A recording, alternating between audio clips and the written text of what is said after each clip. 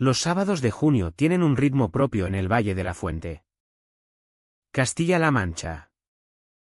Un pulso lento y pesado marcado por el sol de la meseta que todo lo abrasa. Conducía de regreso a casa desde el pueblo, con las ventanillas de la furgoneta bajadas, dejando que el aire caliente azotara la cabina. Había sido una buena mañana, recogí grapas para las cercas, un filtro de combustible nuevo y el mejor bocadillo de la gasolinera de este lado de Toledo. Solo pensaba en un vaso frío de limonada y quizás una siesta bajo la sombra del porche. Ese ritmo tranquilo se rompió en el instante en que las ruedas tocaron nuestro largo camino de tierra.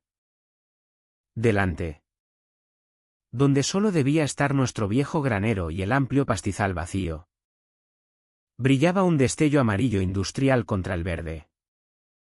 Mi primer pensamiento fue que el camión de algún vecino se había averiado. Sucede constantemente.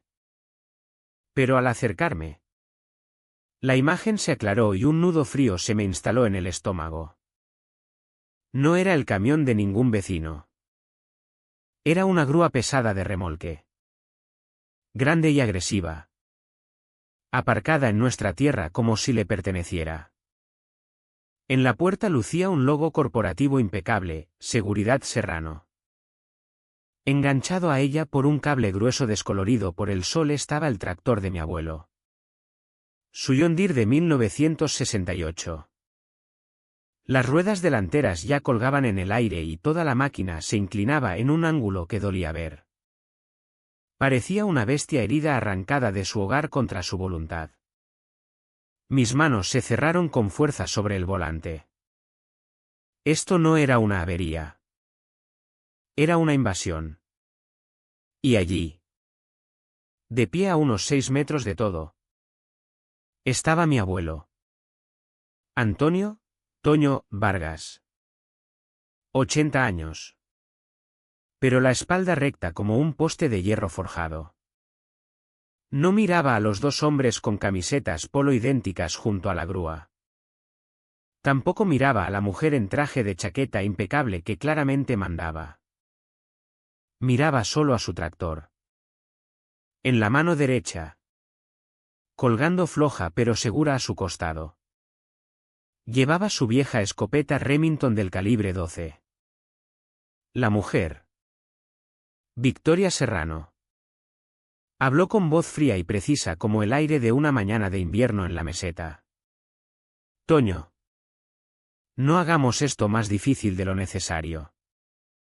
Es un simple trámite administrativo. Mi abuelo ni se inmutó. Dio un paso lento hacia adelante. Bájalo, dijo. Su voz no era alta, pero llenaba el aire. Era una voz pulida por décadas de sol y trabajo duro, con un fondo de granito. El conductor de la grúa, un tipo grande con la camisa empapada de sudor, miró nervioso a la mujer.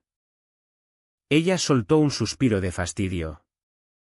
El conductor alargó la mano hacia el mando del cabrestante en su cinturón. Entonces la mano de Toño se cerró con más fuerza sobre la escopeta. No la levantó del todo. Solo lo suficiente para que quedara claro. Inconfundible. Si tocas esa máquina otra vez, dijo. Y su voz se quebró un segundo por una emoción tan profunda que me sobresaltó. Estarás tocando a mi hermano. Mi hermano. Las palabras quedaron suspendidas en el aire, pesadas como el calor de la Mancha. El conductor se quedó congelado. La sonrisa perfecta de Victoria Serrano flaqueó por fin. Yo metí la furgoneta en punto muerto. El motor aún encendido. Y supe. Allí mismo, en medio de aquella nube de polvo, con una escopeta y medio tractor robado entre nosotros, que esto no iba de óxido ni de normas. Iba de una promesa. Una promesa hecha mucho antes de que yo naciera. No había empezado con una escopeta a punto de disparar. Ni mucho menos. Empezó con el silencio. Cuando regresé de Afganistán. El silencio era lo único que quería. Después de años en los que cualquier sonido podía ser una amenaza. El silencio de nuestras 16 hectáreas justo pasada la fuente era la mejor medicina. Era un mundo con perímetro claro. Un mundo que tenía sentido. Mi abuelo me acogió sin hacer demasiadas preguntas. Como veterano del ejército que había vuelto con sus propios fantasmas. Toño comprendía esas cosas. Había pasado 50 años ahuyentando los suyos a base de trabajo duro. Entendía que a veces un hombre solo necesita un pedazo de tierra que sienta como suyo. Su tierra era esta finca. Su santuario. El granero. Y su confesor. Aquel tractor. Lo llamaba, mi hermano. No era solo una máquina para él. Mi abuela Elena lo había comprado con sus ahorros justo antes de que el cáncer se la llevara. Me contó una vez que, después de su muerte, pasó todo aquel invierno en el granero, desmontándolo pieza a pieza, limpiando cada engranaje, cada pistón, cada tornillo, y volviéndolo a montar. El olor a grasa y el tacto sólido del acero en sus manos eran lo único que lo mantenía respirando. No estaba arreglando una máquina. Estaba aferrándose a lo último que ella le había regalado. Era un monumento de sudor y amor. Trabajábamos la finca. Él y yo. No hablábamos mucho. No hacía falta. El ritmo del trabajo era su propio idioma. Arreglar cercas. Segar alfalfa. El rugido del motor del John Deere al amanecer. Era una vida honesta. Y entonces la civilización empezó a acercarse. La llamaban urbanización serrano residencial. Una ola de chalés idénticos color beige que coronaba la colina donde antes crecían los olivos. Céspedes perfectos. Aspersores programables y una comunidad de propietarios dirigida por la hija del fundador. Victoria Serrano. Al principio ignoramos los folletos que llegaban al buzón. Bienvenidos a la comunidad.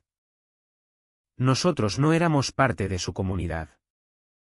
Nosotros teníamos óxido honesto. Ellos. Cromo pulido. Pero Victoria tenía una visión. Y en esa visión no cabía la imagen de una máquina agrícola de medio siglo vista desde su nueva carretera de acceso. Llegó la primera carta en papel oficial, notificación de incumplimiento del reglamento interno de la comunidad. Citaba alguna oscura norma sobre contaminación visual, y nos daba 72 horas para retirar el tractor de la vista pública. Recuerdo a Toño leyéndola en la mesa de la cocina. La leyó 2 veces. La dobló con cuidado. Se acercó a la estufa de leña y la echó al fuego. Que vengan ellos a moverla, fue todo lo que dijo. Yo era el pragmático. El que había vuelto de la guerra. Intenté razonar con él. Es solo un tractor. Abuelo. No merece la pena la pelea. Vamos a meterlo detrás del granero. Fuera de vista. Dejó de remover el café y me miró. Sus ojos azul claro. Como un cielo desvaído. Pero en ese momento duros como piedra. Javi, dijo. Usando mi viejo apodo del cuartel. Hay una línea ahí fuera. Señaló con la cabeza hacia los postes de la cerca. Es nuestra línea. En cuanto dejes que te empujen aunque sea 1 centímetro. No paran hasta que se lo llevan todo. Volvió a su café. La línea está aquí. Las palabras de Toño se quedaron flotando en la cocina silenciosa y parecieron hundirse en las tablas gastadas del suelo. No fue un grito. No fue una amenaza. Pero fue una de las cosas más definitivas que le había oído decir nunca. Era una declaración de hecho. Como decir, el cielo es azul, o, el sol de la Mancha quema. Aquella noche, después de que Toño se acostara, me senté a la mesa de la cocina. La luz de la pantalla del portátil proyectaba sombras largas por la habitación. Mi formación militar me había enseñado una cosa por encima de todo: no entras en una pelea sin buena información. Toño tenía su línea trazada por historia y principios. Yo necesitaba una trazada por ley. Mi guerra ya no se libraba en el polvo. Se libraba con números de parcela y normativas urbanísticas. La primera parte fue fácil. Entré en los mapas públicos del catastro de la provincia. 10 minutos. Nuestras 16 hectáreas eran un rectángulo nítido y sólido. La urbanización Serrano residencial era un amasijo de calles curvas y glorietas que lindaba con nuestra cerca este. Y, tal como sabía, sus límites se detenían en seco donde empezaban los nuestros. No había solapamiento. Ni ambigüedad. Según el catastro, no estábamos dentro de su urbanización. Punto. Una pequeña ola de alivio me recorrió. Esto era un caso claro de acoso. No tenían jurisdicción. Ni base legal. Era solo Victoria Serrano haciendo de matona. Imprimí el mapa. Un escudo en blanco y negro contra sus reclamaciones sin fundamento. Por un momento pensé que ahí acabaría todo. Pero algo me carcomía. La forma en que ella había mirado nuestra finca. El gesto despectivo de su mano parecía algo más que una pelea por estética. Parecía personal. Por intuición. Empecé a indagar más profundo. Pasé del catastro a los archivos digitales del periódico local. La voz de la fuente. Busqué a Sebastián Serrano. El padre de Victoria. El hombre que había levantado aquel imperio de la nada. El buscador devolvió una avalancha de artículos de finales de los 90 y principios de los 2000. Sebastián era un titán. Un promotor clásico de la meseta que veía cada campo de olivos como un futuro campo de golf. Los artículos alababan su visión. Su ambición. Pero entre líneas había otra historia. Editoriales y cartas al director quejándose de sus tácticas agresivas, ofertas a la baja a los propietarios. Carreteras de acceso que incomodaban a los que no vendían. Conexiones políticas para forzar cambios de planeamiento. Entonces lo encontré. Un artículo de 2002 titulado, La visión de Serrano choca con la resistencia de los viejos guardias.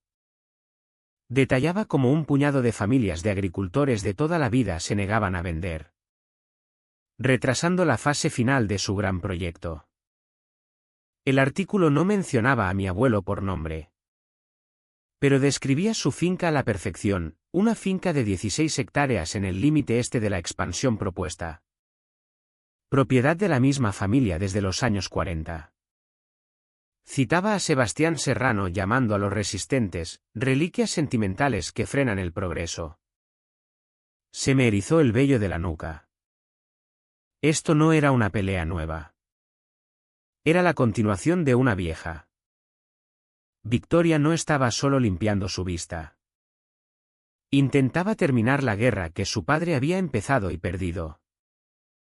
Estaba a punto de cerrar el portátil, con la mente dando vueltas a esta nueva información, cuando entró una notificación.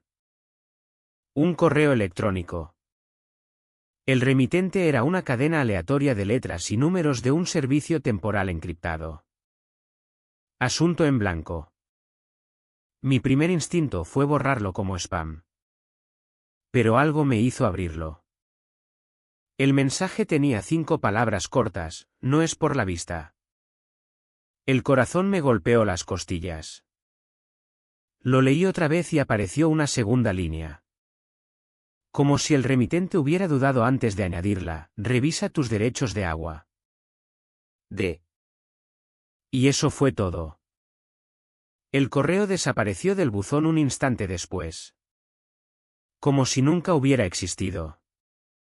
¿Derechos de agua? Me quedé mirando la pantalla. 100 preguntas inundándome la mente. ¿Quién era D? ¿Cómo sabía que estábamos en guerra? ¿Y qué demonios tenían que ver los derechos de agua con todo esto?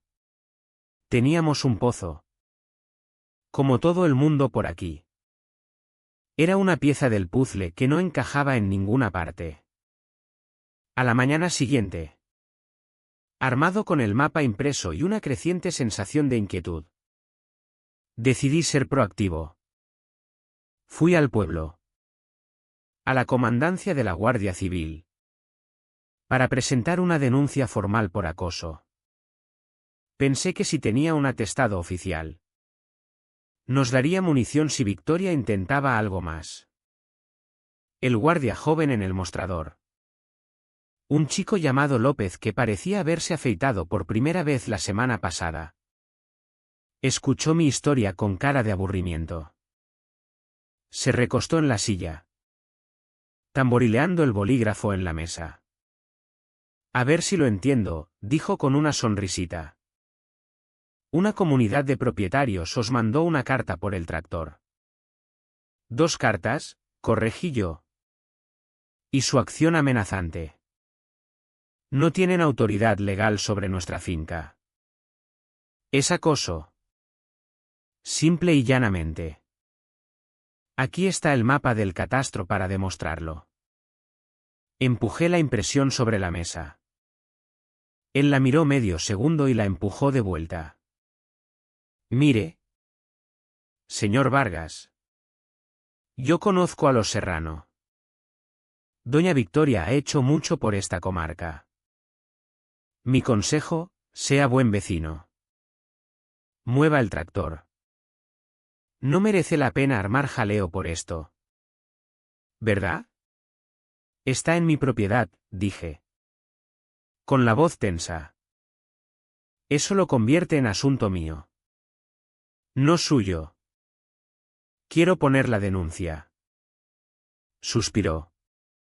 Un sonido largo y pesado de pura incomodidad. Es un asunto civil. No penal. No podemos hacer nada. Hable con un abogado si quiere. Me despidió con un gesto de la mano y volvió a su ordenador. Me quedé allí un momento. La fría realidad cayéndome encima. La ley no era un escudo aquí. Era una herramienta. Y pertenecía a quien tenía más dinero e influencias. Salí de aquella comandancia sintiéndome más solo que nunca en los desiertos de Afganistán.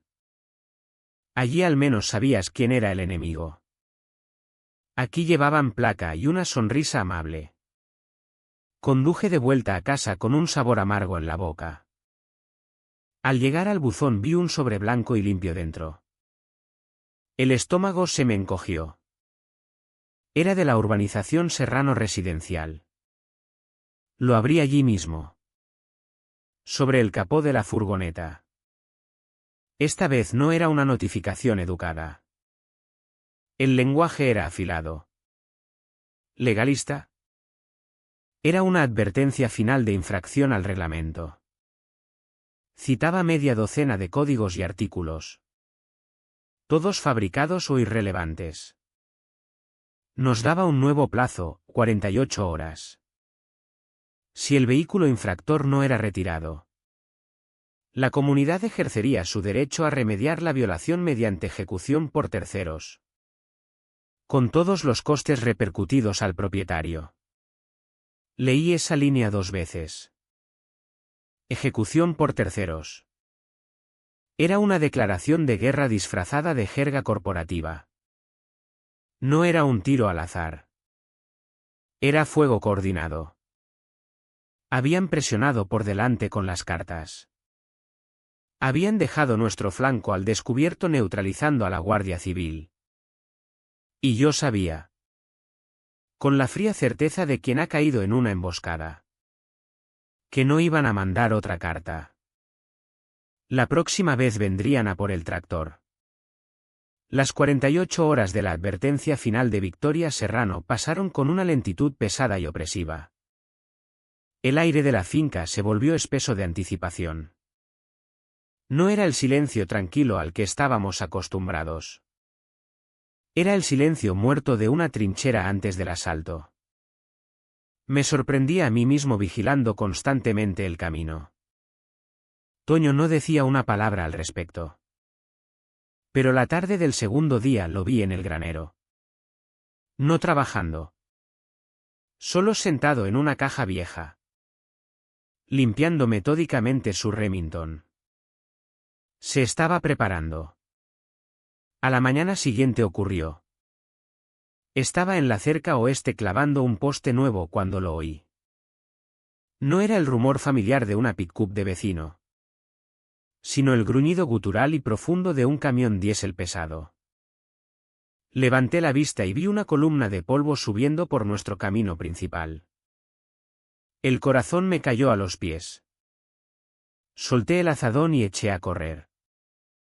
Cuando llegué a la vista del granero, ya estaban allí. La misma grúa amarilla. El mismo logo de seguridad Serrano en la puerta.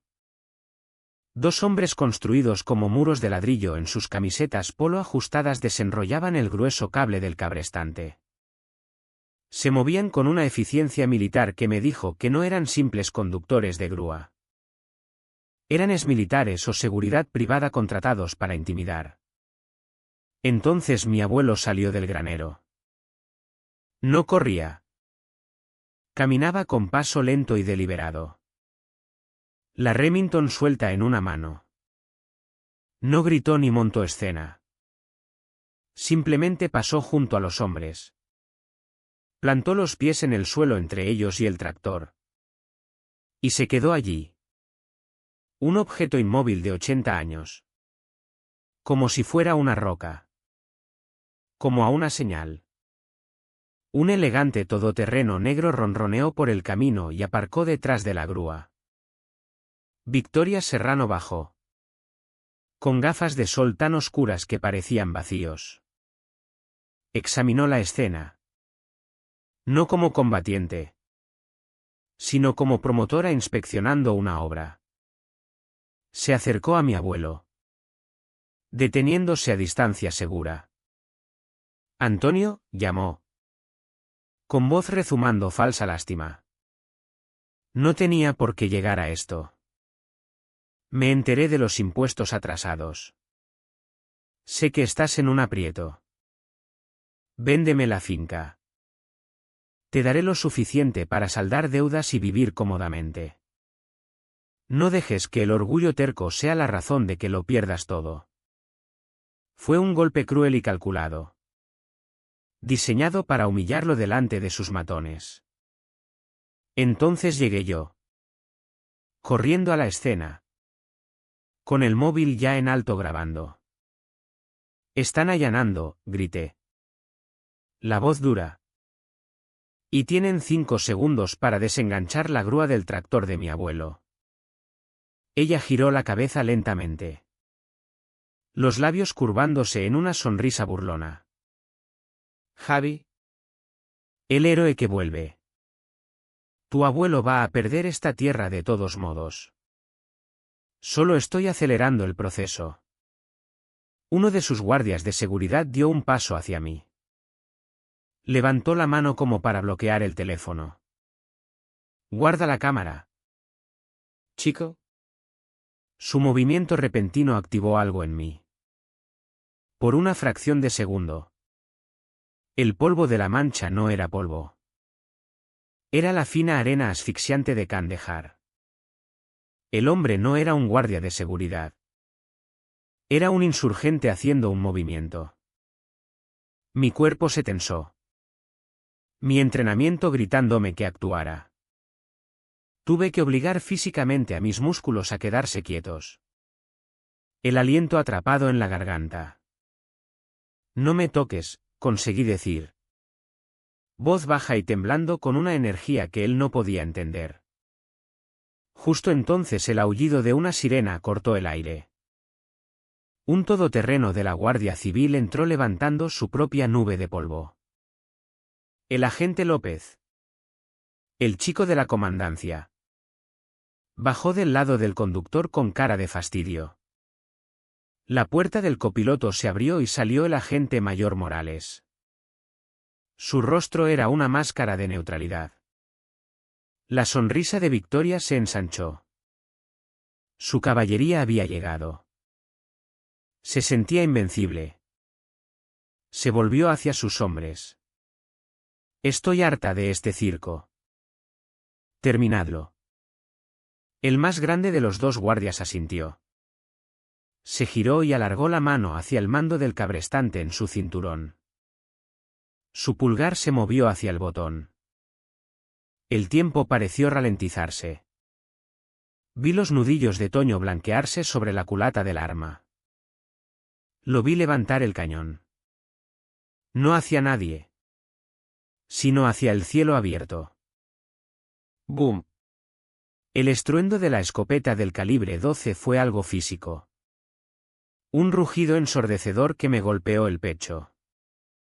Los pájaros estallaron de los olivos.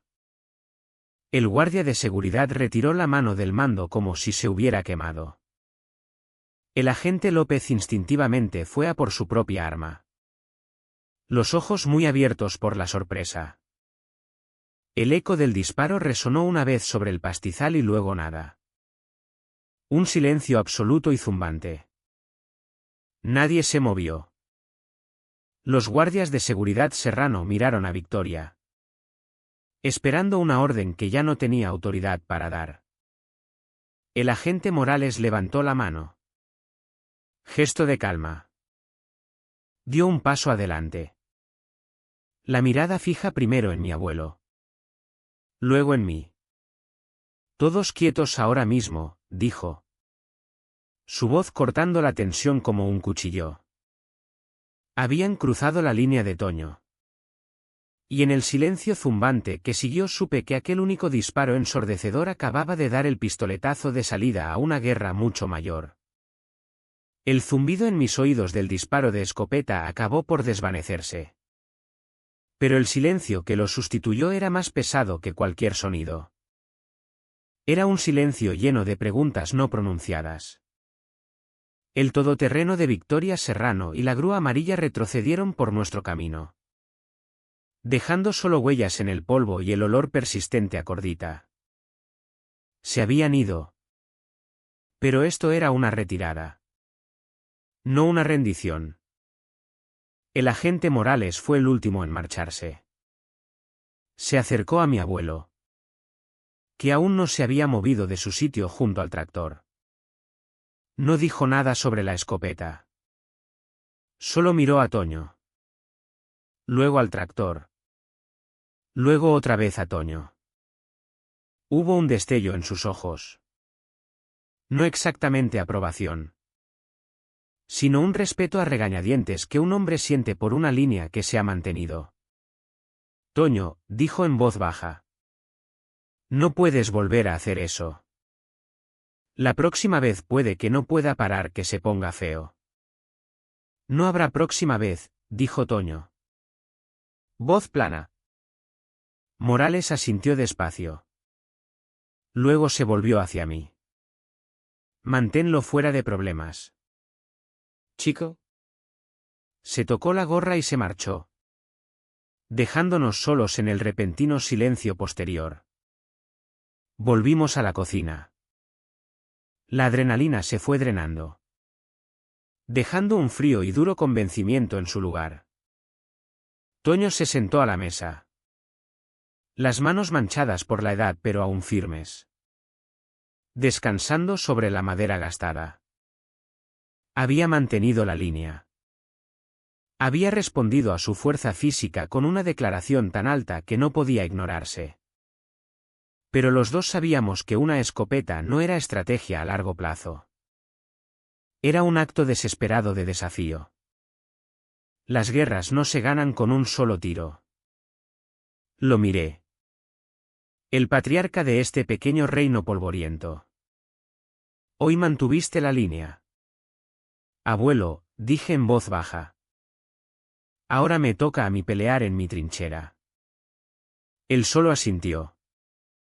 Sabía lo que quería decir. Mi campo de batalla no iba a ser el pastizal. Iba a librarse con papeleo. Pruebas y la ley. La primera llamada que hice fue a un compañero de mi antigua unidad. Un tipo que había cambiado el fusil por una carrera de derecho. No quería un abogado de pueblo que jugara al golf con los Serrano. Necesitaba un general. Me dio un nombre. Carmen Hidalgo, dijo. No es una abogada. Es un bulldog con maletín. Al día siguiente el elegante sedán plateado de Carmen Hidalgo parecía fuera de lugar subiendo por nuestro camino de tierra. Bajó con un traje pantalón gris carbón y tacones que deberían haberse hundido en la grava. Pero no lo hicieron. Tenía ojos afilados que lo captaban todo, el estado del granero. El óxido en los postes de la cerca y la postura desafiante del tractor aparcado justo donde había ocurrido la pelea. No ofreció condolencias ni simpatía. Subió al porche. Me estrechó la mano con firmeza y dijo: Veamos qué tienes. Convertimos la mesa de la cocina en sala de guerra. Extendimos las cartas amenazantes. El mapa del catastro que yo había impreso. Y puse el portátil en medio. Este es el plato fuerte. Dije. Y le di al play del vídeo que había grabado. Ella vio todo el clip de 12 minutos sin decir palabra. Vio la grúa. Los guardias de seguridad. Las burlas condescendientes de Victoria sobre las finanzas de Toño. Vio mi breve y temblorosa confrontación. Vio a Toño levantar la Remington. Vio el fogonazo. Cuando terminó. No habló durante un minuto entero. Solo miró la pantalla. Una sonrisa lenta y peligrosa extendiéndose por su cara. No era una sonrisa feliz. Era la sonrisa de un depredador que acaba de ver una debilidad fatal en su presa. Bien. Señor Vargas, dijo por fin mirándome. Esto no es solo acoso. Es intento de robo con intimidación. Coacción y conspiración para cometer delito. Todo grabado en vídeo de alta definición. Se recostó en la silla. Esto va a ser divertido. Le conté todo. Incluido el correo enigmático de M. Cuando mencioné la línea, revisa tus derechos de agua. Sus ojos afilados se entrecerraron. Derechos de agua, repitió. Eso es muy concreto. La mayoría de peleas con comunidades son por el color del buzón. Golpeó el bolígrafo en su libreta. Probablemente sea nada. Un chiflado.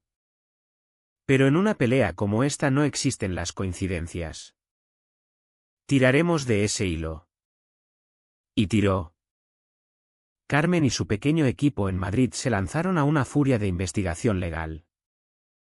La mesa de la cocina quedó olvidada. Nuestro nuevo frente era una serie de correos electrónicos. Archivos encriptados y llamadas telefónicas a altas horas. Cavaron en 50 años de derecho de propiedad. Concesiones de la Confederación Hidrográfica y archivos de planeamiento urbanístico. Durante días fue un callejón sin salida frustrante. Entonces una de sus pasantes lo encontró. Enterrado en los archivos de la Confederación Hidrográfica del Guadiana había una referencia a una serie de estudios geológicos encargados a finales de los 90 por una empresa llamada Promotora Serrano. El área del estudio, nuestro rincón del Valle de la Fuente. Los documentos mismos estaban sellados. Marcados como investigación corporativa privada. ¿Privada? Y un cuerno, masculló Carmen por teléfono. Eso es información de dominio público si afecta a las aguas subterráneas regionales. Presentó una petición para desclasificar los documentos, alegando interés público. Tardó una semana de forcejeo legal. Pero un juez firmó finalmente la orden. Los documentos llegaron en forma de grandes tubos enrollados. Los extendimos sobre la mesa del comedor. El papel viejo crujiendo ligeramente en los bordes. Eran mapas topográficos cubiertos de líneas y símbolos extraños. Y entonces lo vimos. Una enorme sección del mapa sombreada en azul profundo estaba marcada como un acuífero significativo sin explotar. Un enorme lago subterráneo de agua dulce pura. Su corazón. El punto más profundo y accesible. Estaba situado casi exactamente bajo el granero de mi abuelo. Bajo el tractor. El informe estimaba su volumen en miles de millones de litros. En una región donde las sequías eran forma de vida. Donde el agua se peleaba más ferozmente que el aceite. Esto no era solo un recurso. Era un tesoro. Dios mío, susurré. Trazando el contorno azul con el dedo. Nunca fue por el tractor, dijo Carmen. Voz sombría. Nunca fue por la vista. Era por esto. Sebastián Serrano lo sabía. Sabía lo que había bajo esta tierra cuando intentó comprar a Toño hace 20 años. Y al fallar, pasó el secreto a su hija. Todo el feo panorama encajó de golpe. La urbanización Serrano residencial no era solo un desarrollo de viviendas. Era una tapadera multimillonaria para un robo de agua. Es hora de pasar a la ofensiva, dijo Carmen.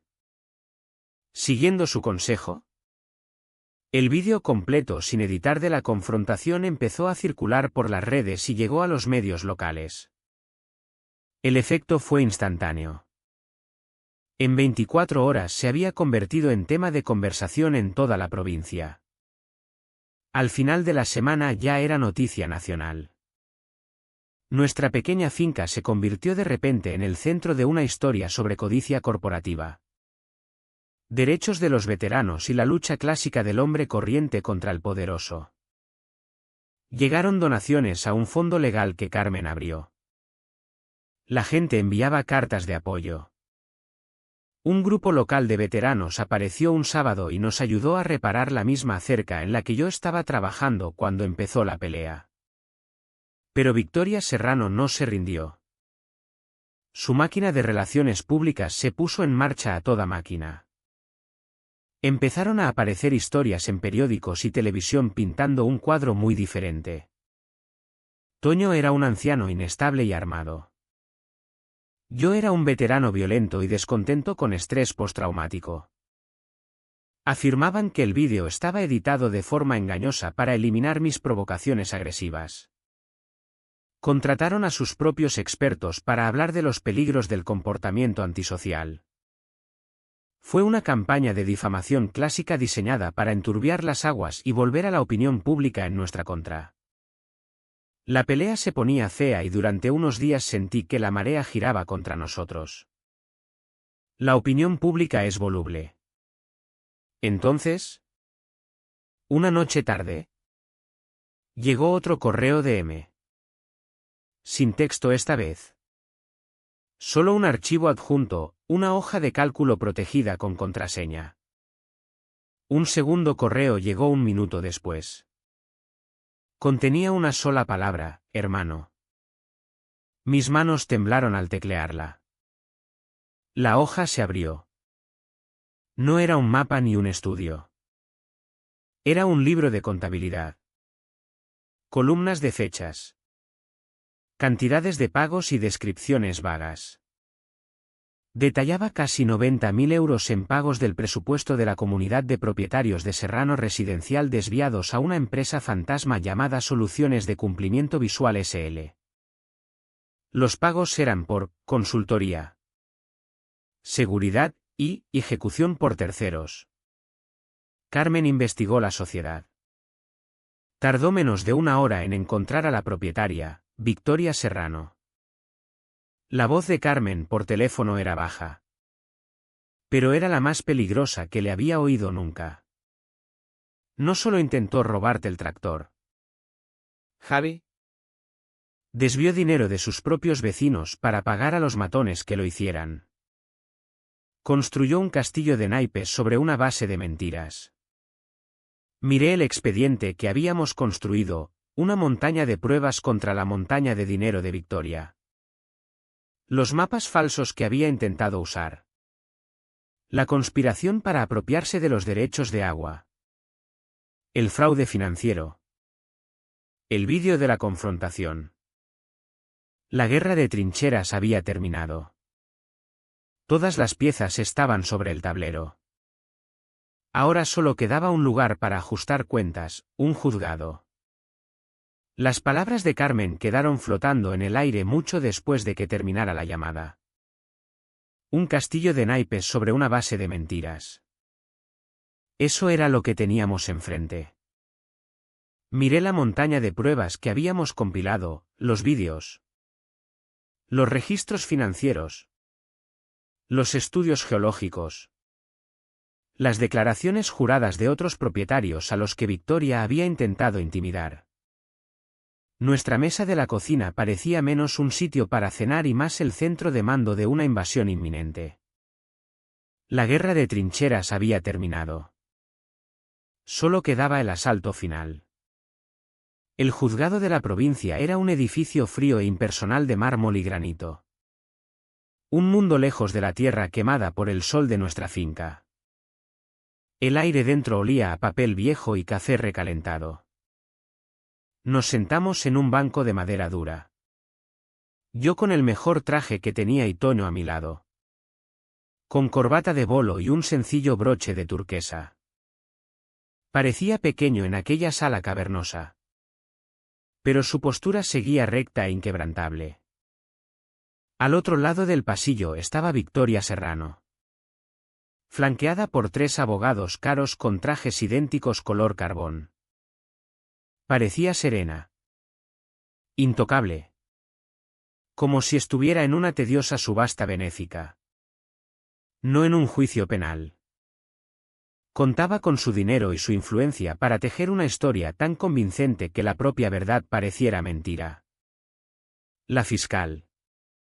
Una mujer afilada llamada Chen. Abrió el caso por la acusación. No empezó con emoción. Empezó con hechos. Metódicamente. Fue construyendo el caso ladrillo a ladrillo. Reprodujo mi vídeo para el jurado. El clip completo sin editar. La sala quedó en silencio mientras veían la grúa. Los guardias de seguridad y la confrontación cruda y fea. Oyeron las burlas de Victoria y el disparo de la escopeta de Toño resonando por los altavoces. Luego Chen presentó los registros financieros. Llevó al jurado por la red de engaños. Mostrándoles la hoja de cálculo que habíamos recibido de M. Demostró cómo Victoria había usado su cargo de presidenta de la comunidad para desviar casi 90.000 euros del dinero de sus vecinos a su propia empresa fantasma para pagar a su ejército privado. Luego llegaron los estudios geológicos. Los mapas del acuífero. Revelando el verdadero motivo detrás de todo el asunto. No era por un tractor. Era por un tesoro oculto que valía millones. Los abogados de Victoria contraatacaron tal como Carmen había previsto. Eran pulidos y profesionales. Intentaron destrozarme en el estrado. Convirtiendo mi servicio militar en una carga. Me pintaron como un veterano inestable y agresivo que había provocado a su cliente. Intentaron retratar a Toño como un anciano confuso y senil. Un peligro para la comunidad que había blandido un arma mortal. Por un momento. Mirando las caras impasibles del jurado. Sentí un destello de duda. El muro de dinero y mentiras de Victoria parecía impenetrable. Entonces llamaron a mi abuelo al estrado. Caminó despacio hasta el banquillo de los testigos. Sus viejas botas haciendo un sonido suave y firme en el suelo. Prestó juramento. La mano firme sobre la Biblia. El abogado de Victoria empezó su contrainterrogatorio. Sus preguntas afiladas y condescendientes. Diseñadas para hacerle tropezar. Para hacerlo parecer olvidadizo e incompetente. Señor Vargas, empezó el abogado. Está diciendo a este tribunal que cree que este tractor. Esta pieza de maquinaria agrícola industrial. ¿Es su hermano? La sala se agitó. Sentí al jurado removerse en sus asientos. Toño no se enfadó. Solo miró al abogado. Sus ojos azul claro claros y directos. No. Señor, dijo. Voz baja pero llenando la sala. No creo que sea mi hermano. Sé que no lo es. Pero también sé lo que es. Giró ligeramente la mirada. Mirando más allá del abogado. Como si hablara con alguien completamente distinto. Mi mujer. Elena. Me compró ese tractor. Ahorrarnos 2 años para él. Ella falleció la primavera siguiente y me sentí vacío. Como si el mundo se hubiera vaciado. No me apetecía levantarme de la cama por la mañana. No me importaba si salía el sol o no. Hizo una pausa y el silencio en la sala fue absoluto. Así que empecé a trabajar en esa máquina. La desmonté pieza por pieza y la volví a montar. Mis manos se pusieron grasientas. Los músculos me dolían. Pero con cada tornillo que apretaba, sentía que un poco de mí también se recomponía. Ese tractor no es solo acero y pintura. Es el ronroneo que me impedía oír el silencio en la casa. Es el trabajo que me dio que mantenía mi corazón latiendo cuando ya no quería hacerlo. Es el último regalo que mi mujer me hizo nunca. Así que no. No es mi hermano. Pero es todo lo que me quedaba de una vida que construimos juntos. Y no iba a dejar que me lo quitara. Terminó y podrías haber oído caer un alfiler. El abogado no tenía más preguntas. La marea había cambiado. Se podía sentir. Pero Carmen y la fiscal querían dejarlo claro del todo. Querían derribar el muro de Victoria por completo. La fiscal se levantó. La acusación llama a un último testigo de refutación, anunció. El señor Miguel Prado. Vi un destello de puro pánico sin diluir en los ojos de Victoria Serrano cuando el hombre que yo solo conocía como M caminó hacia el estrado. Era un hombre callado y discreto. El vicepresidente de la comunidad. Y parecía aterrado. Pero al sentarse, miró a mi abuelo y su expresión se endureció con determinación. Le contó todo al tribunal. Habló de la ambición obsesiva de Victoria. De su control tiránico sobre la junta de la comunidad y de su constante charla sobre terminar el legado de su padre. Y entonces el clavo final en su ataúd. La fiscal sacó una grabadora digital. Señor Prado, preguntó. ¿Puede identificar esta grabación? Sí. Señora, dijo. Es una grabación que hice de una conversación privada con la señora Serrano hace 2 meses. La había grabado. El sonido de la voz de Victoria. Arrogante y confiada. Llenó la sala. Se reía. Se reía de cómo por fin iba a sacar al viejo Vargas de su tierra. Y entonces llegó la frase que selló su destino. Está sentado encima de un río de dinero y ni siquiera lo sabe, se burlaba su voz grabada. Mi padre fue demasiado blando. A veces el progreso necesita un empujón más fuerte. El jurado deliberó menos de 1 hora. El veredicto fue culpable en todos los cargos. Conspiración. Robo con intimidación. Malversación. Falsificación de documentos. Victoria Serrano no lloró ni gritó. Solo se quedó allí sentada. Su postura perfecta por fin rota. Mirando el suelo pulido como si pudiera abrirse y tragársela entera. El juez la condenó a 4 años de prisión estatal. Le ordenó pagar más de 200.000 euros en restitución a la comunidad y la inhabilitó de por vida para ejercer cargos en cualquier junta vecinal. Una semana después, Toño y yo estábamos junto al granero. El aire era limpio. El único sonido el canto de los grillos. Teníamos 2 botes de pintura verde John Deere. Un verde brillante y desafiante. Del tipo que haría estremecerse a cualquier junta de comunidad. Pasamos la tarde pintando el tractor. Cubriendo el viejo metal descolorido con una capa fresca y nueva de vida. Cuando terminamos, Toño cogió un pincel pequeño y un bote de pintura blanca. Con letras cuidadas en el lateral de la cubierta del motor pintó una frase corta. No era fanfarronería. Era una declaración de hecho. No tocar. Uno ya lo intentó. Nos sentamos en nuestras sillas de jardín mientras el sol se ponía. Bebiendo una cerveza fría. Viendo secar la pintura. El silencio había vuelto a la finca. Pero ahora era un silencio distinto. No estaba vacío. Estaba ganado. Era el sonido de la paz. Yo había vuelto a casa buscando un perímetro. Una línea que pudiera entender. Ahora me daba cuenta de que había estado buscando lo equivocado. La paz no es la ausencia de pelea. Es el silencio que llega después de haber luchado por algo que importa. Miro ese tractor ahora y no veo solo una máquina. Veo una historia.